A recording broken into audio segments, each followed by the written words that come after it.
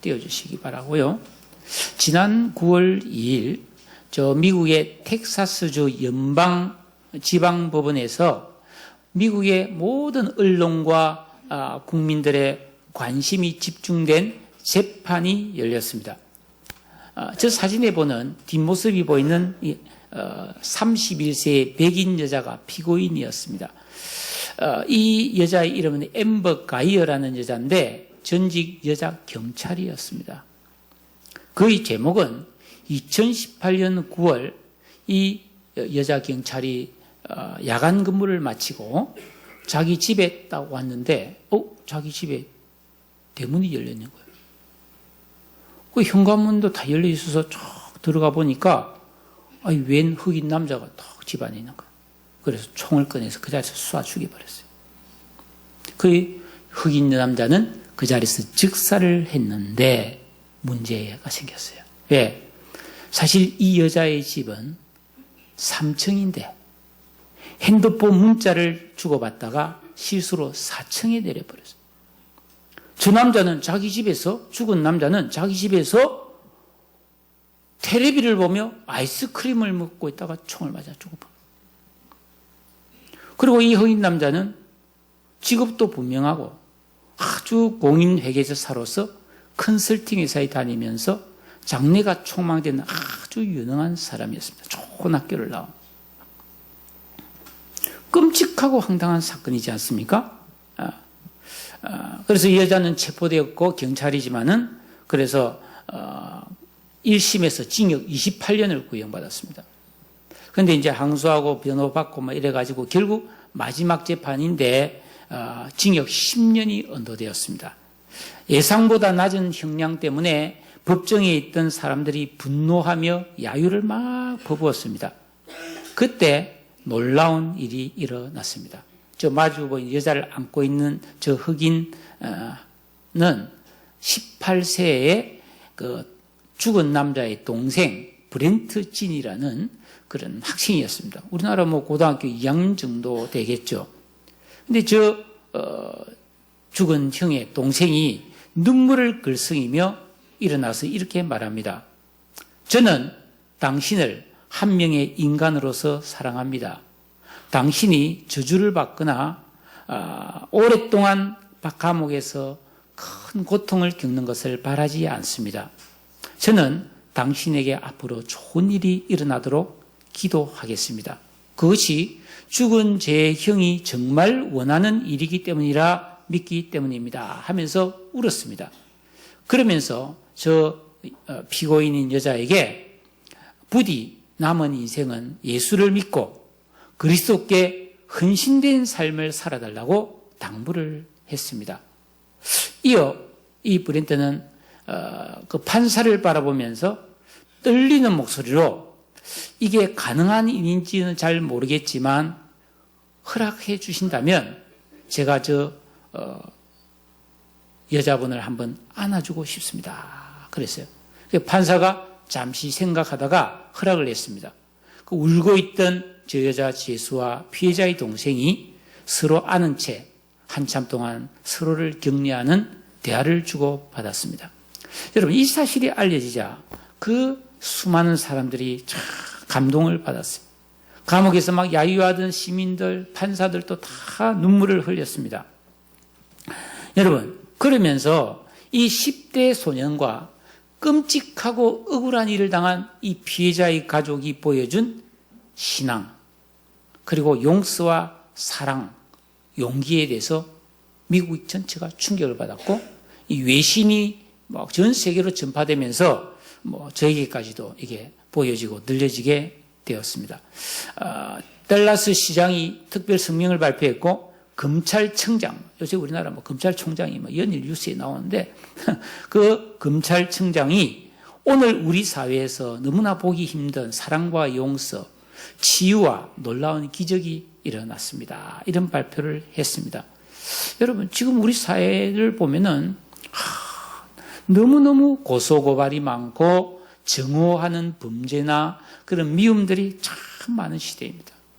비록 정치권뿐 아니라 우리 각각의 우리 개인의 가정이나 직장에서도 너무나 미움이 많은 시대를 우리는 살아가고 있습니다. 여러분, 오늘날 내 주변에서 우리가 살아가는 이 사회 속에서 진실한 용서와 사랑, 이해와 용납, 위로와 치유, 이런 훈훈한 이야기는 찾아보기가 어렵습니다. 여러분의 삶은 어떻습니까? 자, 우리가 오늘 읽은 이 본문 요한복음 8장의 말씀에도 이와 유사한 사건이 나오고 있습니다. 어느 날 예수님께서 이른 아침 성전으로 들어오시니까 많은 사람들이 예수를 기다리고 있다가 쭉 둘러섰어요.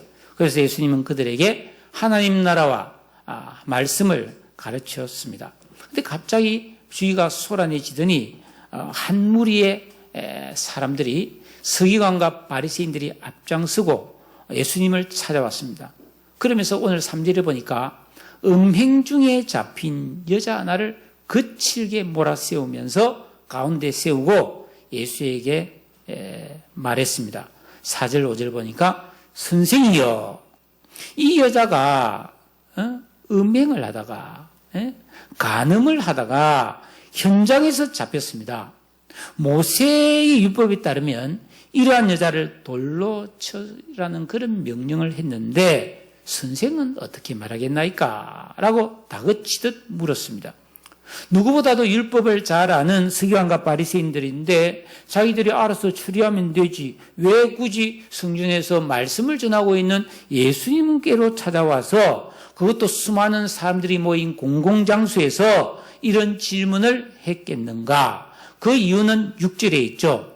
그들이 이렇게 말하면 고발할 조건을 얻고자 하여 예수를 시험함이러라. 그렇게 말하고 있습니다. 여러분, 당시 이스라엘 사회는 1000년이 넘도록 모세의 율법, 그러니까 출애굽기에 나오는 십계명을 비롯한 모세의 율법과 계명이 이스라엘 나라 전체를 다스리는 헌법이요, 민법이요, 상법이요, 형법으로서 그 사회를 지탱하는 절대적인 사회 규범이었습니다.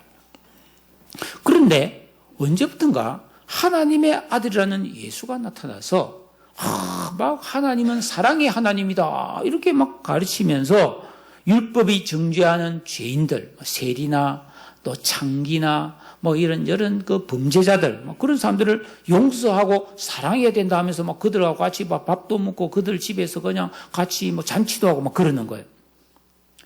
이상하다. 그리고 이스라엘 백성들이 끔찍하게 싫어하는 사마리아 사람들에게도 복음을 전하고 안식일에 금지된 병자도 치료하는 거예요. 여러분, 율법에 의하면 안식일에서는 절대 일을 하면 안 됩니다. 그럼 어떻게 하는 게 일인가? 그들은 1km 이상 걸어가면 일이고, 또 떨어진 물건을 줍는 것도 일로 보는 거예요. 그리고 죽을 병, 목숨이 깔딱깔딱 넘어가는 죽을 병이 아니면 병도 치료하면 안 된다. 그 일이다. 그래서 아파도 참다가 안식일이 딱 지나면 치료해야 된다는 그런 그 세세한 그 시행령을 가지고 있었습니다. 618가지 가지고 있었죠. 근데 예수님이 무슨 소리냐? 너희들 안식일에 너 아이들이 길 가다가 자빠져서 무릎팍이 깨지면 안 일으켜주나? 너희들이 소나 양이 너희들 재산인데 구덩이에 빠져가서 매 하고 있으면 그거 안 건져주고 안식일까지 구덩이에 있으라 그러나? 그런 건 하면서 왜 아픈 사람을 안 고쳐주나? 안식일은 사람을 위하여 있는 거야 하면서 예수님은 안식일에 병을 막 고쳐주니까 지금까지 1000년 넘게 지켜온 법을 예수님 지금 흔드는 거예요. 그러면서 오병이의 기적을 일으키면서 이적을 일으키니까 이 유대인들이 분노하면서 예수를 증오하고 죽이고 싶은 마음이 드는 겁니다. 요한복음 7장 1절에 나와요. 그래서 실수나 잘못을 좀 찾아내면은 그것으로 고소고발을 해서 예수님에게 엄한 법을 적용해서 중벌을 내리고 싶은데 고소고발할 게 없어 또. 왜? 예수님이 이 땅에서 착한 일만 행하셨거든. 욕심을 차리거나 누구를 비난 정죄한 게 아니라 예수님은 언제나 다 율법을 100% 쫙 순종하며 살았거든요. 그러니까 국립 끝에 기획 수사를 해야 되겠다. 함정 수사를 해야 되겠다. 이런 생각을 가지고 아마 그 가늠한 여인도 아마 자기들이 기획한 것 같아요. 내가 보니까. 예, 왜냐하면 원래 율법에는 가늠하면 남자 여자를 다 벌하게 되어 있는데 이 남자 놓고 이 사람만 데려갔거든요. 그래서 이 가늠 현장에서 잡힌 여자다 이 말이에요. 그래서 이 여자를 모세의 법에 의하면 돌로 때려서 적절 심판으로 사형하라고 되어 있다. 그럼 당신은 어떻게 말하겠느냐? 물어보는 거예요. 그게 공공장소이고 많은 사람들이 있습니다. 자, 그런데 예수님은 두 가지를 대답할 수 있죠. 첫째, 그래, 율법대로 해라! 그러면 지금까지 예수님이 용서와 사랑을 가르친 게 거짓이 되고, 이 당시 이스라엘 나라는 로마의 지배하에 있었는데, 로마의 법에 따르면, 다른 거는 알아서 하더라도 사형은 반드시 로마 당국의 허락을 받게 돼 있어요. 그런데 예수님이 죽여라 하면 뭐예요? 로마법을 정면으로 어기어서 기소되는 거예요. 그런데 만약에 예수님이 아니다 용서해 주려면 모세의 법, 율법에 명백하게 되어 있는 모세의 율법을 어기는 제목이 돼서 율법의 중죄를 받게 되는 거예요. 그러니까 이래저래 꼼짝 못하고 걸려드는 시험이었단 말이에요. 이 마귀의 관계입니다. 피할 길이 없어요.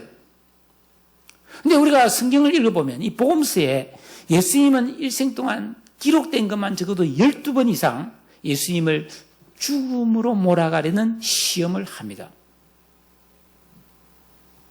근데 여기서 우리가 참 중요한 사실을 하나 짚고 넘어가야 합니다.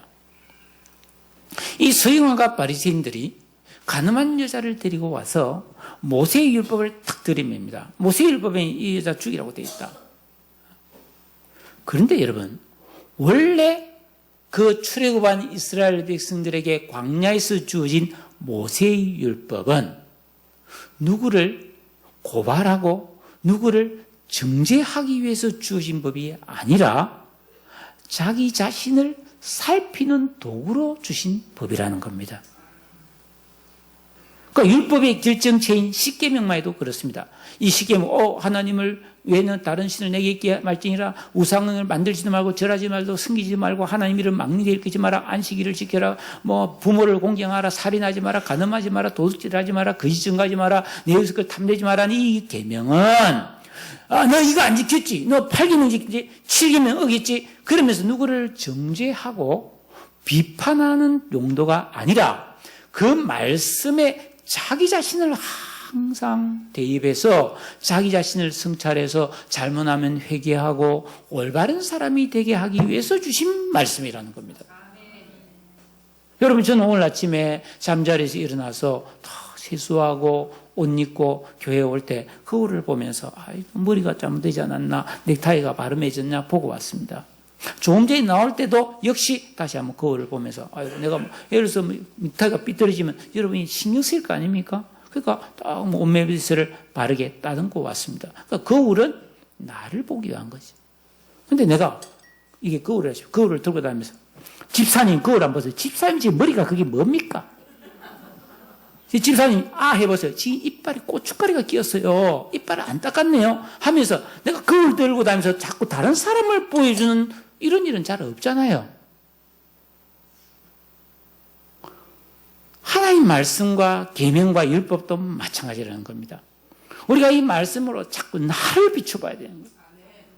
그래서 내 잘못된 점, 나의 부족한 점, 나의 그 죄됨을 발견해서 그것을 바로잡아서 내 안에 있는, 아담 안에 있는 원죄의 뿌리에서 나온 악한 이성, 지각, 감성 이런 걸 제거해서 길가밭, 돌밭, 가시밭 다 기경하라고 주신 말씀이 계명이라는 겁니다. 예? 그래서 그 말씀대로 순종하며 살아감으로 내가 새 사람의 거룩한 예수님 닮은 거룩한 성품으로 만들어가는 도구로 주신 게 이 계명이요 율법이라는 말이죠. 그런데 오늘 이 서기관과 바리새인들은 이러한 율법을 주신 하나님의 참된 뜻을 알지 못하고 자기가 그걸 좀 안다고 해서 다른 사람을 고발하고 정죄하고 심판하는 자기 이기적인 목적을 위해 사용하는 악한 무기로 사용하고 있다는 것입니다. 죄악이죠. 하나님 뜻이 아닙니다. 그러면 전능하신 주님께서는 과연 이 문제를 어떻게 해결하시는가? 예수님께서 그 말씀을 딱 들으시더니 조용히 허리를 굽히더니 땅바닥에다 손가락으로 무슨 글을 쭉 쓰는 거예요. 예수님이 뭐 그때 꽃을 그렸겠어요? 새를 그렸겠어요? 뭐 별을 그렸겠어요? 무슨 글씨를 썼다고 보여집니다. 그러니까 이 사람들이 아니 하라는 대답을 안 하고 갑자기 뭐 뜬금없이 엎드려서 뭐 글을 쭉 쓰고 있으니까 뭐 하냐고 말이지. 그러면서 7절에 묻기를 마지 아니하였다. 계속 다그쳤어요. 아니 어서 대답해보라고. 자신 없냐고. 그러니까 이들은 생각하기를 예수님이 충격을 받았어요. 이거 어떻게 대답해야 되지? 꼼짝 못해서 어쩔 줄을 몰라 우물쭈물하고 있다고 그렇게 생각인 것 같아요. 근데 이것은 그들의 어리석은 착각입니다. 오판입니다. 왜? 예수님은요, 전능자요 지혜 아닙니까? 네? 이때 예수님께서 탁 일어나시더니 뭐라고 했냐면 너희 중에 죄 없는 자가 먼저 돌렸지라. 그러면서 다시 엎드려서 뭐 글을 쫙 또 쓰시기 시작하는 거예요. 자, 과연 이때 예수님이 무슨 글을 쓰셨겠는가? 막 설이 많습니다. 왜? 성경이 왜냐하면 정확히 이루어졌기 때문에 사람들이 상상하는 거죠. 예. 예수님께서 어떻게 10계명, 계명을 썼다고 말하는 사람도 있어요. 그러면서 여러분, 10계명의 그 계명을 쭉 쓰는데 이 계명 중에 하나라도 어기면 다 어긴 거잖아요. 여러분, 우리가 모든 법을 다 지켜도 딱 도둑질하면 그 사람 법 어긴 사람이잖아요. 폭력에 있으면 법을 다 어긴 사람이 되는 거죠. 그와 마찬가지로 그들을 이렇게 깨우쳐주기 위해서 계명을 쫙 다 썼다는 사람이 있고, 또 어떤 설에 보면은 저는 이게 참 재미나더라고. 고래고래 그 지르고 큰 소리 치는 사람, 그 사람 이름을 딱 적어놓고 그 사람이 지은 죄를 딱 적었다는 거예요. 예? 아무개, 그 앞에 있는 사람의 이름이 뭐 아무개다. 아무개! 매달 며칠 도둑질함, 매달 며칠 사기침, 예수님 딱 적어줬다는 거예요. 누구누구는 불의했고, 누구누구는 뭐 어떤 탐심을 가져서 거짓말했고, 막 이게 다 가능성이 있는 말씀이죠. 왜? 예수님은 여러분 모든 사람의 마음을 다 아시잖아요. 불꽃 같은 눈으로 우리의 마음과 행위를 감찰하심으로 주님을 속일 수 없고 주님 앞에 감출 것이 없습니다. 예? 근데 막 자기도 죄인이면서 말이죠. 여러분 이 세상에 죄인 아닌 사람 누가 있어요? 근데 막 와서 잔인하게 막 죽여야 되냐 살려야 되냐 자꾸 막 감을 고래고래 지르면서 그러는 거예요. 그래서 예수님께서 너희 중에 죄 없는 자가 먼저 돌로 때리라. 가만히 생각해보면 자기도 죄인이거든. 그러니까 양심의 가책을 느껴서 하나둘 슬금슬금 다 도망을 갔다. 이게 오늘 말씀이에요. 자, 그러면 예수님께서 왜 이런 말씀을 하셨겠는가 하는 겁니다. 여러분, 예수님의 이 말씀, 너희 중에 죄 없는 자가 먼저 돌로 치라 이 말은 이 율법은 모든 사람에게 공평하게 주신 말씀이라는 의미입니다. 여러분 야고보서 4장 11절에 보면은 형제들아 서로 비방하지 마라. 형제를 비방하는 자나 판단하는 자는 곧 율법을 비방하고 판단하는 것이라. 네가 만일 율법을 판단하면 율법의 준행자가 아니요 재판관이로다. 입법자와 재판관은 오직 한 분 하나님 뿐이다. 여러분 우리가 법은 우리가 지키라고 있는 거지 그 법 가지고 내가 다른 사람을 치고 다른 사람을 고소고발하라고 준 게 아니라는 겁니다. 법은 내가 지키는 거지 그 법으로 다른 사람을 공격하는 게 아니라는 말씀이에요. 예? 여러분 하나님께서 우리에게 주신 이 말씀의 용도, 율법의 용도와 의도와 목적을 올바르게 알아야 하나님을 대적하는 죄를 범치 않습니다. 여러분 다시 한번 말씀드립니다. 계명과 율법은 다른 사람을 비판하고 정죄하고 고발하라고 주신 말씀이 아니에요. 그 반대예요. 이 계명은 율법은 각자가 스스로 순종하고 어기면 회개하고 다시 순종해서 내 안에 있는 악한 죄성을 다 뽑아내고 청결한 양심과 거룩한 성품을 만들어서 의와 진리와 거룩함으로 지으심을 받은 새 사람이 만들어지는 용도로 주신 말씀입니다. 그래서 마침내 하나님을 사랑하고 자신을 깊이 사랑하고 그 사랑의 바탕 위에서 내 이웃, 다른 사람, 타인을 내 몸처럼 사랑할 수 있는 사람으로 만들어지게 하기 위해서 주신 말씀이 율법이요, 계명의 용도라는 겁니다. 예? 이게 진리라는 거예요. 근데 이걸 모르면 자기가 조금 믿음이 있고 성경을 좀 알면, 야, 너 말씀 이거 어겼지, 너 이 계명 범했지, 너 죄인이야, 너 그래가지고 뭐 하겠어, 이런 식으로 다른 사람을 공격하는 도구로 하나님 말씀을 오용, 잘못 사용하기 쉽다는 거예요. 예? 여러분, 우리나라의 법도 마찬가지 아닙니까? 예? 뭐 헌법도 있지만 민법, 형법, 상법, 형사소송법, 민사소송법, 이런 육법이라고 흔히 있지 않습니까? 예, 이런 법률은 우리가 각자가 지켜야 되는 법이죠. 예? 다른 사람을 공격하는 용도가 아닙니다. 여러분, 법은 만인 앞에 평등합니다. 대통령, 국회의원, 장관, 당연히 일반 국민 다 모든 사람 앞에 법은 평등하고, 그래서 그 법대로 잘 개인이 법을 잘 지키면 나라가 평온하고 안정된 사회가 됩니다. 그런데 자기는 법을 안 지키면서 니는 왜 법을 어긴다면서 막 고발하면은 니도 어겼잖아 하고 또 고발할 거 아니에요. 왜? 죄 안 지은 사람 누가 있습니까? 예? 여당은 죄를 안 짓고 야당은 죄를 안 짓습니까? 내가 볼 때 다 죄인이더만. 지금 아무개 막 그래서 하는데 다 죄인이지 뭐. 그거 혼란스럽고 평화가 깨져. 법대로 하자 이래가지고 여러분 화합이 되겠습니까? 다 죄인인데, 다 벌 받아야 되는데. 여러분, 오늘 이 본문에 나오는 서기관과 바리새인은 율법 박사로서 성경에 아주 해박한 지식을 가진 사람들이었습니다. 그런데 그 율법의 아주 부분만을 알 뿐이지 이 율법을 주신 하나님의 진정한 의도와 목적은 전혀 모르는 무지한 자들이었어요. 자, 왜 그러냐? 이 사람들은 글을 알아요. 율법 공부를 했어요. 율법을 해석할 줄 알아요. 그러니까 자기는 율법을 지키고 있다고 착각하는 거예요. 여러분, 아는 게 능력이 아니고요. 아는 것을 실천해야 능력입니다. 여러분은 마찬가지로 믿음도 나는 예수 믿습니다. 그런다고 그게 믿음이 아니고 예수 믿으면 믿음대로 살아야 믿음이라는 겁니다. 여러분, 의사는 병을 찾아낼 줄 알고 병을 치료하는 방법을 압니다. 그렇다고 자기는 병 안 걸립니까?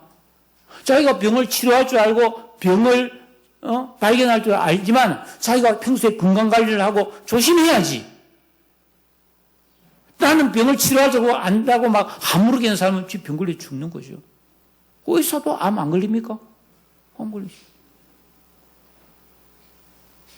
이게 아주 단순한데 이걸 사람들이 몰라요. 왜? 영적으로 무시하기 때문에. 올바른 지각과 분별이 없다는 것입니다. 신령한 지혜와 명철을 갖지 못했다는 겁니다. 여러분, 법학자라 할지라도 도덕을 모르고 윤리를 지키지 않으면 그 법을 올바르게 사용하지 못하게 되는 거죠. 네? 제가 아는 의사가 있습니다. 제가 1996년도에 제가 그 서울 왕성교에 있을 때 모든 교육자들 대장 내시경을 받아라 이런 그 지침이 내려왔어요. 건강관리를 하기 위해서. 그때 이 대장 내시경이 잘 없을 때거든요. 최초인데 그때는요. 제가 진짜 끔찍합니다. 수면 그런 거 어디 있습니까? 그냥 바지 벗고 막 침대에 올라가서 엉덩이를 하늘로 향하고 있으면 의사가 막 호수를 그냥 집어넣는 막 그런 시기에 아주 무자비했어요. 간호사도 있는데 막 부끄러워 죽는 줄 알았어요. 이 의사가 그 교회 집사님이었는데 내과 의사인데요. 막 아이고 전사님 잘 잡으시네. 아이고 역시 전사님이니까 깨끗하긴 깨끗하네. 뭐 이렇게 내가 대장 내시경을 받았어요. 제가 2번인가 받았거든요. 40몇 명 중에서. 뒤에는 몇 사람 다 도망갔어요. 내 이야기 듣고 어떻더냐 그래서 내가 이렇더라 의사가 이러면서 다 도망가더라고요. 그 다행히 이상이 없어서 지금까지 이제 이렇게 생존되어 있는데 그때 그렇게 내시경 받아야 된다고 목사들님들 병 안 걸리냐고 목사님들 다 내시경 받아야 된다고 그래서 내시경 받았는데 그 의사 선생님이 2개월 뒤에 암으로 돌아가 버렸어요. 근데 그때 알았어요. 의사도 암 걸려 죽는구나. 다른 사람만 치료하면 자기는 치료를 못하는 거예요.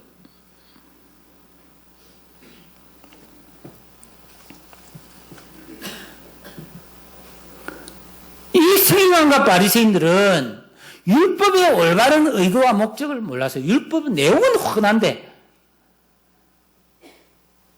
그래서 그 율법을 자기의 악한 의도와 목적을 이루기 위해서 예수님을 시험하고 죽이려는 도구로 지금 사용하고 있습니다. 예수께서 너희 중에 죄 없는 자가 먼저 돌로 치라 하신 것은 율법 앞에서는 너도 나도 모두가 평범하다. 율법의 진정한 의도와 목적대로 너 자신을 알라. 너부터 먼저 살펴보라는 겁니다. 여러분, 이 예수님께서는 마태복음 5장 28절 산상설교에서 그 율법을 재해석하면서 그 10계명의 7번째 계명, 간음하지 말라는 계명을 직접 이렇게 잘못된 성적 접촉이 없었더라도 마음에 음욕만 품어도 이미 간음했다고 말했어요, 예수님은. 그러면 뭐예요? 간음 안 하는 사람 누가 있냐? 네 지금 간음한 여자를 죽이라고 하는데 너는 간음 아니냐 이 말 아닙니까? 솔직히 말하면. 자, 그런데 그보다 더 깊은 의미가 있습니다. 자, 보세요. 성경에는 예수 믿는 사람들이 하나님 외에 다른 우상을 섬기면 그걸 간음으로 봅니다. 그렇죠? 영적으로 간음인 거잖아요. 또 탐심, 어떤 물욕, 돈 욕심 이런 탐심은 우상숭배라고 되어 있거든요. 자, 탐심은 우상숭배고 우상숭배는 간음이에요. 그러니까 탐심도 간음이에요. 그렇죠? A와 B가 같고 B와 C가 같으면 A와 C도 같은 거예요. 그러면 뭐예요? 지금 거기 탐심 없는 사람 누가 있겠어요? 돈 욕심 없는 사람 누가 있어요? 지금 당장도 예수님을 시기 줄 때 죽이라는 건데. 그러니까 너희들 다 죄인 아니냐 이 말입니다. 네?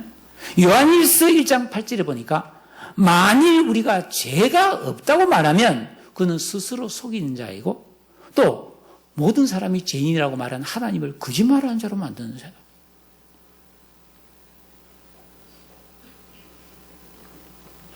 여러분, 기가 막힌 말씀이에요. 너무나 전곡을 찌른 그런 말씀이었다라는 것입니다. 예? 그리고 율법의 정신, 하나님의 뜻은 뭐냐 하면은 죄 없는 자만이 다른 사람의 죄를 벌할 수 있다. 이게 정신이에요. 그러니까 죄인을 벌할 사람은 하나님밖에 없다는 겁니다. 그래서 우리는 이 말씀을 내 마음에 딱 적용하면 나는 이제부터 누구를 정죄하는 버릇을 내려놔야 돼. 네, 내가 깨어있는 온전한 신앙에 서기 전까지는.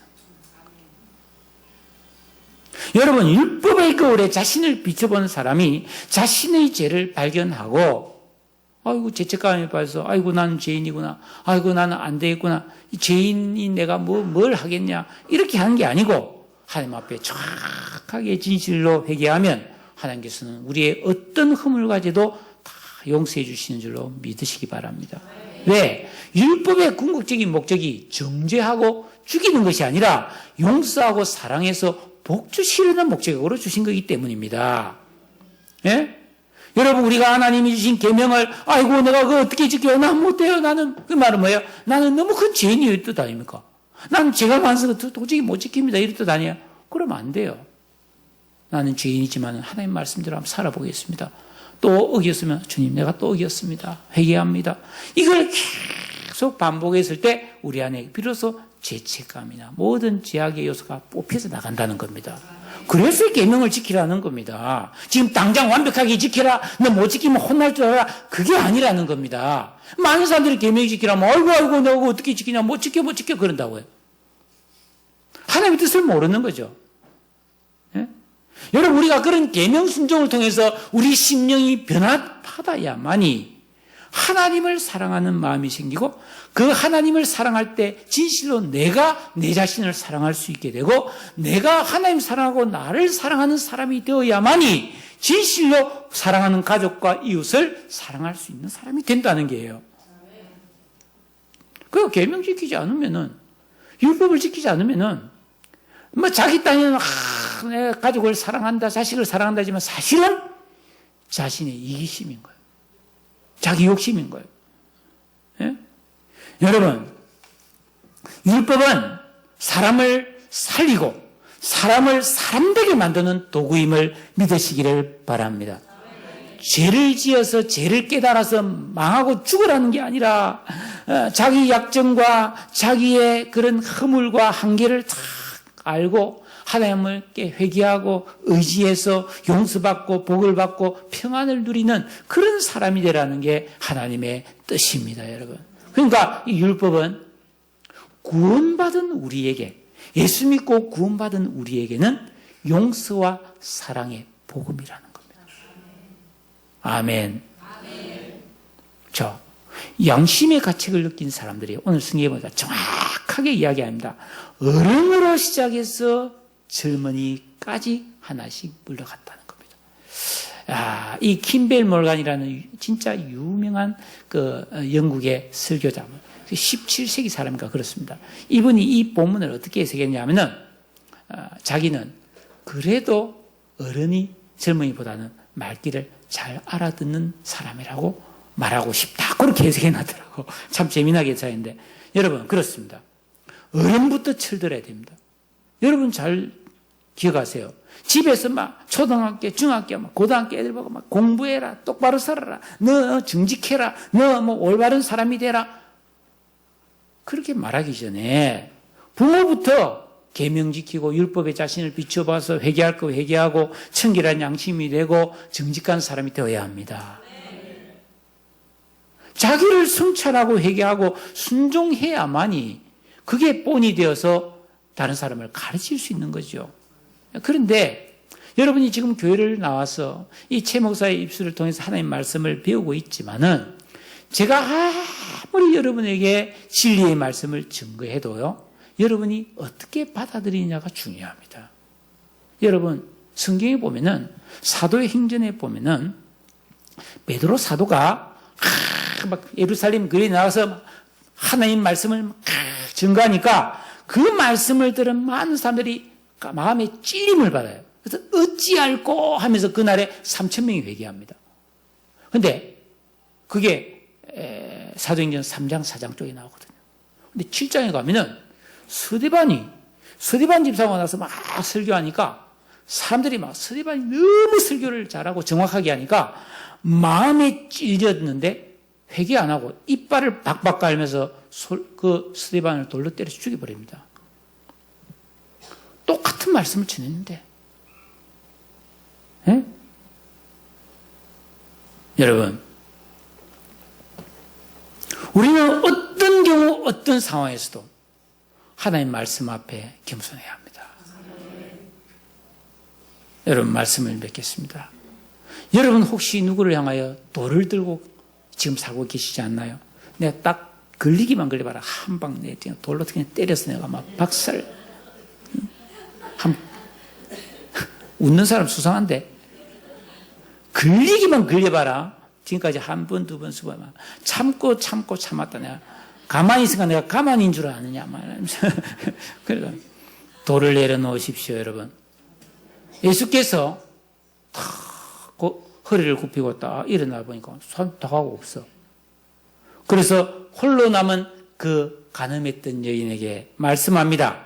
유자, 너를 고발하고 정죄하던 그들이 어디 있느냐? 주여 없나이다. 자, 이 여자는 죽다 살았어요. 그 자리에 돌 맞아 죽을 수도 있었는데 살아났어요. 여자의 문제는 참 좋게 해결이 됐습니다. 그런데 예수님은 한마디를 더 하십니다. 아니야. 너 돌 맞아 죽지 않게 되었다고 해서 네 문제 해결된 거 아니야. 나도 너를 정죄하지 아니하노니 가서 다시는 죄를 범치 말라. 왜? 우리 주님은 공의의 하나님이기 때문이에요. 무조건 용서해 주는 게 아닙니다. 예수님은 정죄하는 분이 아닙니다. 그렇다고 해서 죄 지은 사람 보고 그래 잘했다 그렇게도 안 한단 말이죠. 죄인을 찾아오셔서 정확하게 하나님의 말씀을 뜻을 전하시고 회개하여 살도록 은혜와 사랑을 주시는 분이심을 믿으시기 바랍니다. 사랑하는 여러분, 그러면 예수님께서 여자 보고 너 다시는 죄를 범하지 말아이 그랬는데 가능할까요? 가능하지요. 이 못된 버릇을 고칠까요? 고쳐질 겁니다. 이 세상은 안 된다고 합니다. 율법은 안 돼. 인간은 안 돼. 인간은 얼마나 못됐는데 인간은 안 변해. 이게 율법이에요. 근데 복음은 아니에요. 우리가 계명 순종과 기도의 반복 되풀이를 통해서 세 사람의 거룩한 이성과 지각과 인격과 청결한 양심이 만들어지면 신의 성품이 된다. 예수님처럼 된다. 할렐루야. 이 믿음이 이게 복음이죠. 이거 우리 이 믿음으로 살아야 됩니다. 주님은 오래 참으시며 우리를 기다려 주시는 것을 믿으시기를 축복합니다. 여러분, 우리가 믿는 이 신앙의 진정한 가치와 아름다움은 무엇입니까? 정죄가 아니에요. 나만 옳다 이게 아니에요. 이 세상 다 썩었어 말이죠. 그게 아니고요. 용서와 사랑입니다. 그런데 우리는 다 죄인이고 율법적이기 때문에 용서와 사랑보다는 정죄하고 비판하는 것에 똑같은 사람들이에요. 그러니까 그런 실력을 빨리 하나둘 버리시고 이제는 어떤 사람도 제가 앞에 그랬잖아요. 자기 좋은 대학 나와서 회계사로서 장래가 창창한 형을 정신 나간 여자가 돌아 총으로 쏴 죽이는데 그런 형의 원수를 사랑하고 용서한 여러분 대단하지 않습니까? 예? 복음이 그런 거란 거예요. 여러분 구원이 뭡니까? 구원. 예수 믿고 구원받았다는 것은 하나님과 원수된 우리가 하나님으로부터 영원히 용서받고 하나님의 사랑을 받아서 하나님의 자녀가 된 것이 구원 아닙니까? 전도는 뭡니까? 예수 믿고 구원 받고 교회 오세요가 아니죠. 이런 예수님의 희생의 사랑과 용서, 우리를 위해서 목숨을 주신 예수 그리스도의 용서와 영원하신 사랑을 전해서 여러분도 그 사랑을 알고 그 용서를 받고 그 복을 받으라는 게 이게 전도 아니겠습니까? 그래서 영원히 복을 받는 것이죠. 자, 결론입니다. 수의가가 바리새인들의 뜻대로 됐으면 어떻게 되겠어요? 예수님도 고발당해서 죽거나 감옥 가고 여자도 돌 맞아 죽고 이 사람들 뭐예요? 죽을 죄를 지어서 나중에 하나님 앞에 가서 엄청난 저주와 형벌을 받아야 되잖아요. 근데 이 뜻대로 안 됐어요. 예수님 뜻대로 됐어요. 예수님이 다 말씀으로 평정해 하잖아요. 그러니까 어떻게 됐어요? 여자는 살아났고 이 여자는 후에 회개하고 주님을 믿었다고 그렇게 이야기가 전해내려오거든요. 예수님은 계속해서 복음을 전해서 하나님 뜻을 다 이루셨고 이때 돌을 들었다가 던지고 간 사람 중에도 들어는 자기가를 복음 앞에 율법 앞에 거울 앞에 자기를 살펴서 회개하고 구원받은 사람들도 있었을 것이고, 예, 여인도 축복을 누리고 많은 사람들이 축복을 누리는 그런 아름다운 그런 결과가 오늘 말씀의 결론이 되는 것입니다. 사랑하는 여러분, 피부의 색이 달라도 내가 어떤 피해나 손해를 입었어도 아무리 밉상이라도 아무리 왼수라도 용서하고 사랑하면 그 사람은 율법을 다 지킨 사람이라고 성경이 그렇게 말하고 있어요. 여러분이 사랑하면 계명 다 지킨 거예요. 왜? 계명의 궁극적인 목적이 하나님 사랑, 자기 사랑, 이웃 사랑 아닙니까? 그러니까 내가 사랑하는 사람이 되면은 계명 율법 다 지킨 사람인 거예요. 그런 사람이 가정을 살리고 세상을 살리는 진정한 하나님의 사람이지요. 여러분, 이 사랑의 사람, 용서의 사람, 화목하게 하는 사람, 화평케 하는 사람이 되겠다는 이런 내 신앙의 목표와 방향을 잡고 진정한 신앙생활을 계속하는 그런 우리 모든 성도님들 되시기를 주님의 이름으로 축복합니다. 다 같이 기도하겠습니다. 오늘 이 말씀 다 마음속에 주여, 내가 화평의 사람이 되겠습니다. 용서의 사람이 되겠습니다. 사랑의 사람이 되기를 원합니다. 내가 오늘 그걸 위해서 이 주님 주신 율법과 계명의 거울에 나를 비춰보고 순종하고 기도하고 회개하는 이 진정한 삶의 길을 가겠습니다. 주여 인도하시고 도와주시옵소서. 다 같이 동성으로 기도하겠습니다. 전능하신 아버지,